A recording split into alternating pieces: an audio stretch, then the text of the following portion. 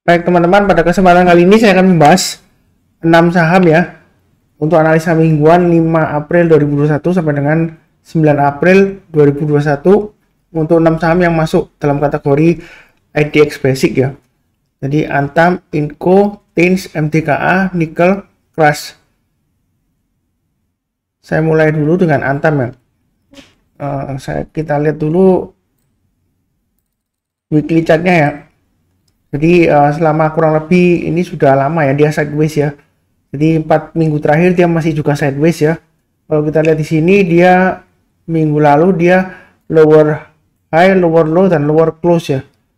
Sebentar saya lihat ini close-nya 2430.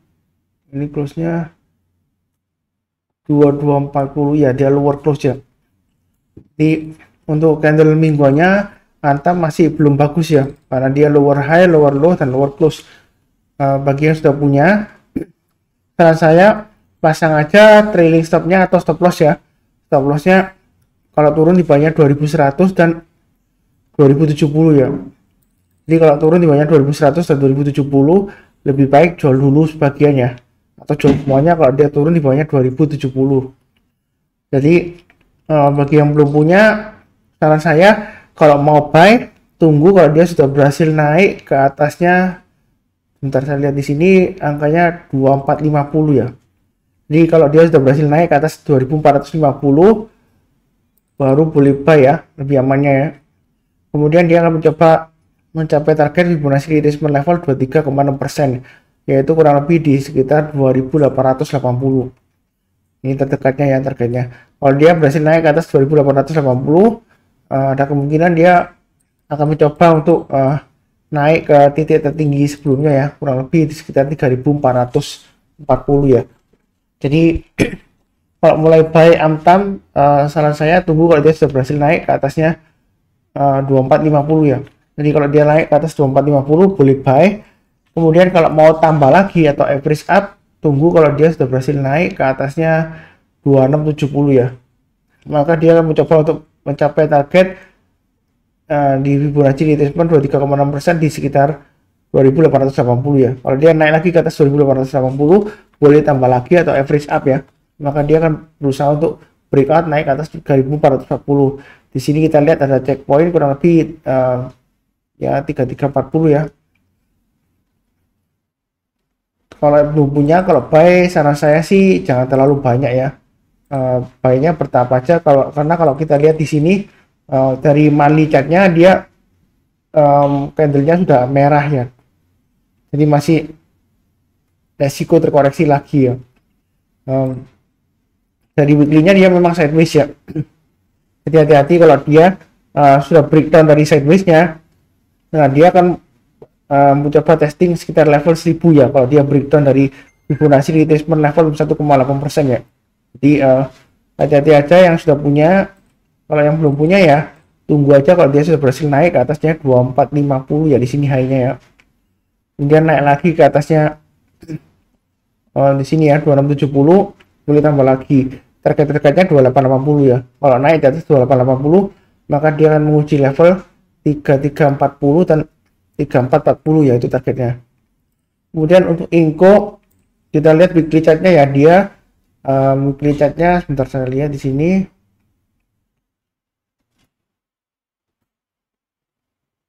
Dia minggu lalu berhasil higher high dan higher low, hanya saja close-nya dia lower ya dibandingkan dengan minggu sebelumnya ya. Jadi bagi yang punya Inco, kalau belum pasang stop loss ya pasang aja stop loss-nya di level low-nya 4270 dan di bawahnya ini ya 4190. Jadi kalau dia turun di bawahnya 4270 dan 4190, yang belum pasang stop loss lebih baik jual dulu ya. Kemudian untuk yang belum punya, ini sudah saya bahas di analisa saham mingguan sebelumnya ya. Lebih baik tunggu kalau dia sudah berhasil naik ke atas 4820 ya. Itu kalau mau buy trading buy Inco ya. Jadi kalau saat ini masih menurut saya masih resiko ya. Minim kalaupun mau curi start lebih awal ya, itu tunggu kalau dia sudah berhasil naik ke atas 4720. Tapi saran saya ya tunggu kalau dia sudah berhasil breakout ke 4820 ya. Atau 4780 naik ke atas, 4720 naik ke atas buy sebagian, kemudian kalau naik lagi ke atas 4820 ditambah lagi average up ya. maka target berikutnya dia akan menguji level ini ya, Fibonacci retracement 50% nya kurang lebih di 5275an ya. Jadi kalau dia berhasil breakout ke atas 5275, boleh tambah lagi atau average up ya, maka dia akan berusaha untuk menutup gap ini ya. Ini ada gap di sekitar area Fibonacci retracement level 38,2% ya. Jadi dia akan berusaha menutup gap kurang lebih di sekitar 5800an ya. Jadi kalau dia berhasil breakout ke atasnya 50% ya, 5275, maka ada kemungkinan dia menutup 1-2 gap ini ya. Mudah-mudahan dia berhasil menutup gap yang di atas ini ya, 5800 ya. Kalau berhasil naik lagi di atasnya 5950, boleh tambah lagi atau average up ya.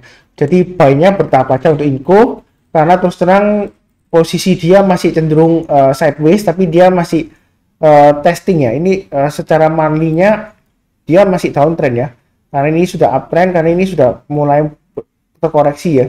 Jadi kalau turun lagi di bawahnya ini 4190, ada kemungkinan dia akan memasuki fase downtrendnya ya.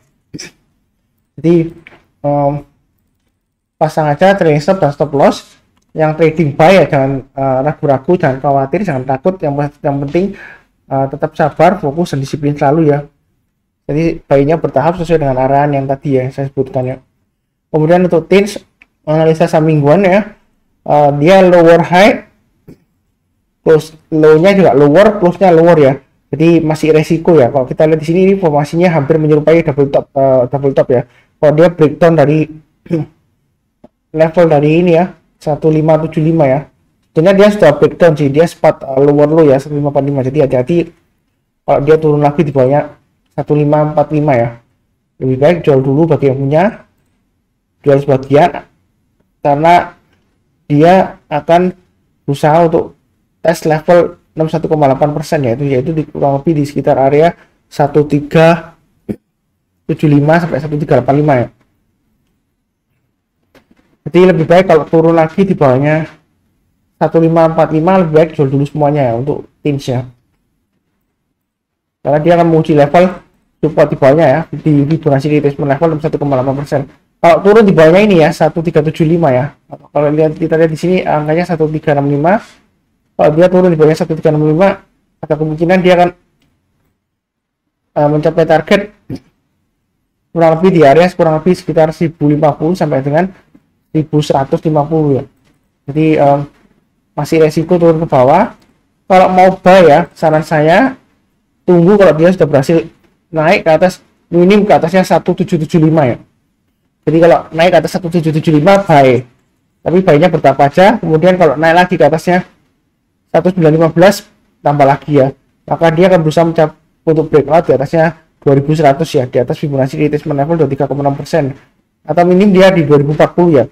Jadi kalau naik lagi ke atas 2040 boleh tambah lagi atau buy up ya, atau average up, maka dia akan berusaha untuk mencapai target level kurang lebih sekitar 2500 sampai dengan 2540.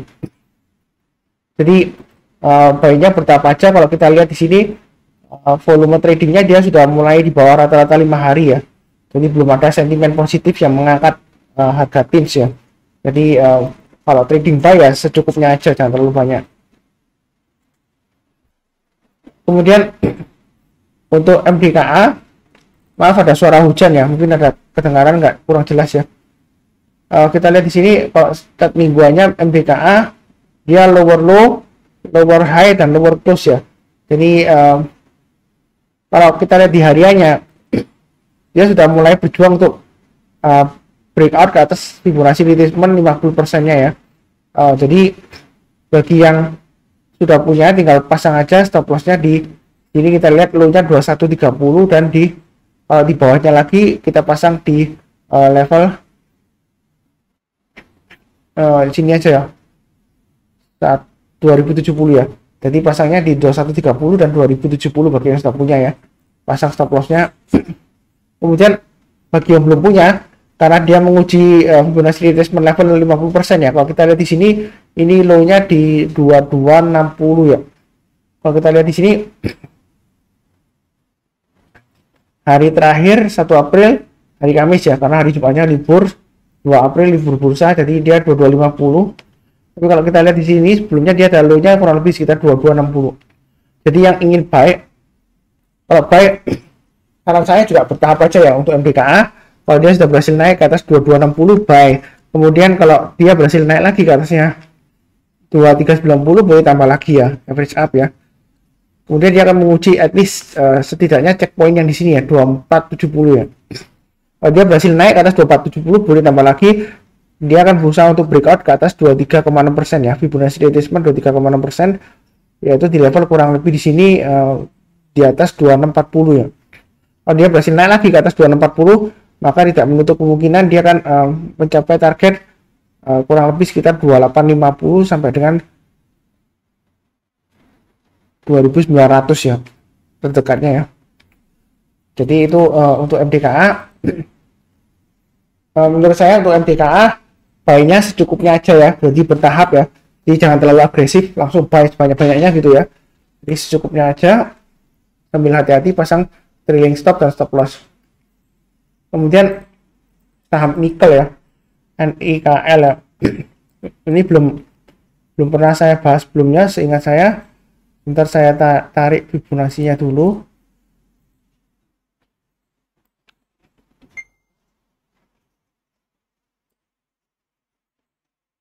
Jadi kalau tarik Fibonacci retracement di sini kita lihat ya, tag-nya untuk minggu lalu ya, dia lower high, lower low dan lower close ya. Jadi masih resiko ya. Intinya dia akan mencoba untuk testing area 1055 ya. Di sini ada low-nya untuk di mingguan ya, swing low-nya 1055. Jadi dia akan menguji level kurang lebih sedikit di bawahnya Fibonacci retracement 50% ya. Bagi yang sudah punya, pasang aja stop loss-nya di, kalau kita lihat di sini 1105 dan di sininya di bawahnya 1055 ya. Jadi pasang dua level 1105 dan 1055 bagi yang sudah punya nikel. Kemudian bagi yang belum punya, kalau mau buy, saran saya sih tunggu ya, minim kalau dia sudah berhasil naik ke atasnya ini ya, 1235. Itu pun kalau mau curi start ya, 1235 ke atas barusan buy. Karena kalau kita lihat di sini ini resistennya cukup kuat ya, sekitar 1285 dia belum berhasil naik ke atasnya ya, sudah sekitar 2 mingguan ya, belum berhasil ya. Jadi kalau mau lebih amannya tunggu kalau dia sudah berhasil naik ke atas 1285. Kalau dia sudah berhasil naik ke atas 1285, maka dia akan berusaha untuk mencapai target ya. Kurang lebih kalau kita lihat swing hanya di sini 1535 ya, minim checkpointnya ada di 1450 lah, itu target pertamanya ya. Yang mudah-mudahan kalau sudah berhasil naik lagi ke atas 1535 ya, itu boleh ditambah lagi average up ya, maka ada kemungkinan dia akan mencapai level kurang lebih targetnya sekitar level ini ya, 1800 ya kurang lebih ya. Jadi buy-nya bertahap aja, jangan terlalu agresif ya, sudah saya sebutkan tadi titik buy-nya ya. Ini cenderung kalau kita lihat weekly-nya dia masih cenderung lesu ya, cenderung testing di 1055 ya, itu untuk nikel. Kemudian untuk crush ya, Krakatau Steel, saya tarik Fibonacci retracement-nya dari sini aja ya, nggak terlalu jauh ya, nggak terlalu jauh sampai di bawah. Kalau kita lihat di sini, dia minggu lalu dia candlenya lower high, lower low dan lower close ya. Jadi dia gagal bertahan di atasnya 38,2%. Bagi yang sudah punya, pasang aja stop loss-nya di 585 dan di sini ya swing-nya 550. Kemudian bagi yang belum punya, saran saya kalau mau buy boleh saja ya, trading ya. Tunggu kalau dia sudah berhasil naik ke atasnya ini ya, 640. Itu paling minim ya. Tapi buy-nya jangan terlalu banyak ya, karena volumenya di sini cenderung lesu ya. Nggak sebanyak ini sebelumnya ya, ketika dia diangkat di awal-awal tahun ya, Januari sampai Februari ya, pertengahan ya. Jadi belinya bertahap aja, bagian aja. Kalau dia sudah berhasil naik ke atas 640 secukupnya aja. Nanti target price-nya kurang lebih dia akan menguji level Fibonacci retracement level 23,6% ya, kurang lebih sekitar area 740 ya, kurang lebih ya. Jadi kalau naik ke atasnya level 40 buy. Kemudian kalau dia berhasil naik lagi ke atasnya ini, di sini 680 tambah lagi buy lagi. Kalau berhasil naik ke atas 710 ya buy lagi. Mudah-mudahan dia berhasil breakout dan bertahan di atasnya 745 ya di sini ya. Kalau dia berhasil naik lagi ke atasnya 770 ada kemungkinan dia akan menguji level swing high yang tertinggi sebelumnya yang di tahun 2021 di 18 Januari 2021 di 865. Jadi dia akan menguji level itu. Jadi baiknya bertahap aja secukupnya ya. Karena volumenya di sini kita lihat juga lumayan lesu ya di sini ya. Aktivitas volumenya dia nggak sebanyak sebelumnya ya, ketika dia angkat naik tinggi di sekitar Januari dan Februari pertengahan. Jadi sekian pembahasan untuk 6 saham Antam, Inco, Tins, MDKA, Nikel, Kras untuk periode 5 April 2021 sampai dengan 9 April 2021.